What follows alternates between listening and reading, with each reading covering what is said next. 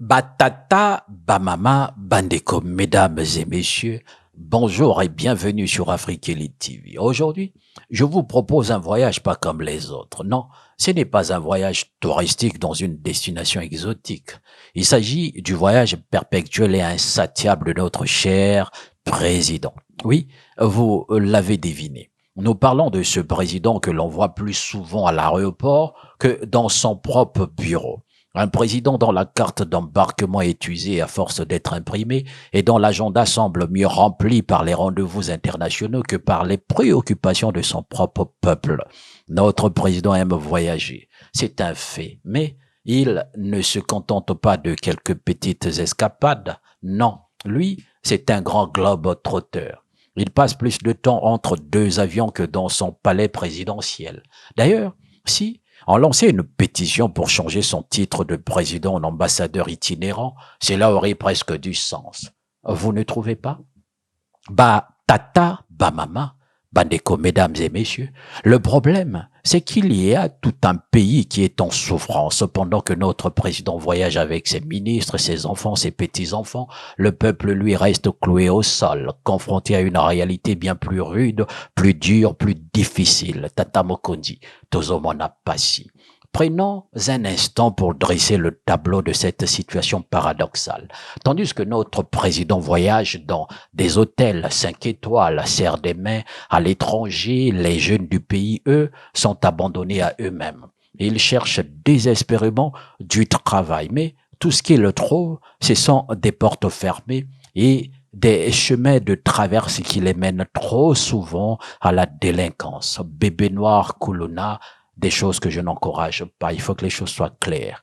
Tata, mama, Bandeko, mesdames et messieurs, l'eau manque, l'électricité aussi comme si le développement du pays avait été mis en veille, tout comme les ampoules dans nos foyers. Les fonctionnaires attendent leur salaire, les étudiants n'ont toujours pas vu la couleur de leur bourse et les espoirs d'une jeunesse prometteuse s'éteignent peu à peu. Mais pendant ce temps, que fait notre cher président?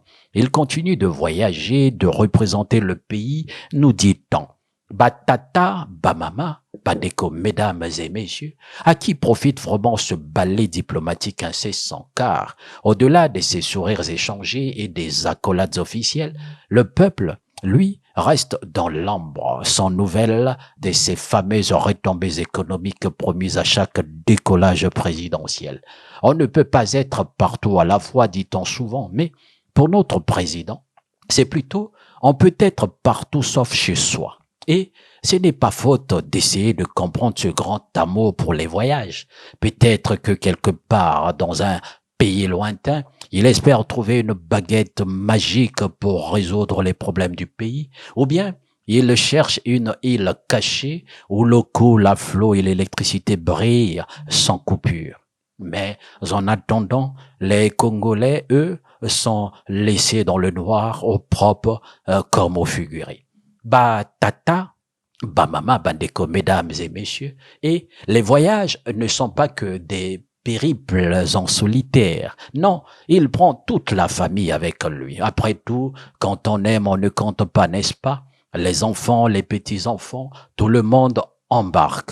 Ce n'est plus seulement un voyage présidentiel, c'est carrément une excursion familiale financée par le contribuable. Et pendant que tout ce beau monde profite de ces escapades, le peuple, lui, paye la facture. Tata, mama, Bandeko, mesdames et messieurs, cela rappelle un vieux proverbe. Quand le chat est parti, les souris dansent. Mais ici, c'est l'inverse. Pendant que le chat danse aux quatre coins du globe, les souris du pays sont à l'agonie. Car derrière cette frénésie des voyages, il y a une réalité bien sombre qui touche chaque citoyen. L'économie vacille et la jeunesse perd patience. Combien de temps encore le président continuera-t-il de fuir ses responsabilités? Parce qu'au fond, ce que le peuple réclame, Monsieur le Président de la République, ce n'est pas tant la fin des voyages, mais plutôt que le président atterrisse enfin dans la réalité de son propre pays. qu'ils comprennent que diriger un pays, ce n'est pas une course autour du monde, mais une course contre le temps pour répondre aux besoins de ses concitoyens. Batata, Bamama Bandeko, mesdames et messieurs, quand allons-nous voir notre président prendre un vol pour revenir chez lui pour de bon? Non pas pour un simple escale entre deux rendez-vous internationaux, mais pour enfin prendre à bras le corps les problèmes qui rongent notre nation. Le manque, les coupures d'électricité se multiplient, les jeunes sont à bout et le gouvernement a du mal à boucler les fins de mois pour payer ses fonctionnaires. Et pourtant, le président voyage toujours. Peut-être espère-t-il trouver une solution miracle quelque part là-bas, dans les nuages ou dans une capitale étrangère. Mais pendant qu'il cherche, nous, on attend. Et l'attente devient longue, très longue. Ba tata, ba mama, bandeko, mesdames et messieurs, un bon dirigeant ne devrait pas passer plus de temps dans les heures que sur le terrain, car un président, ce n'est pas un touriste de luxe, c'est un serviteur du peuple. Et si notre président pouvait enfin se poser et comprendre que la vraie richesse de ce pays, c'est son peuple, alors peut-être que ses voyages prendraient un tout autre sens. Mais pour l'instant, il est toujours en vol. Ba tata, ba mama, bandeko, mesdames et messieurs, merci de m'avoir suivi.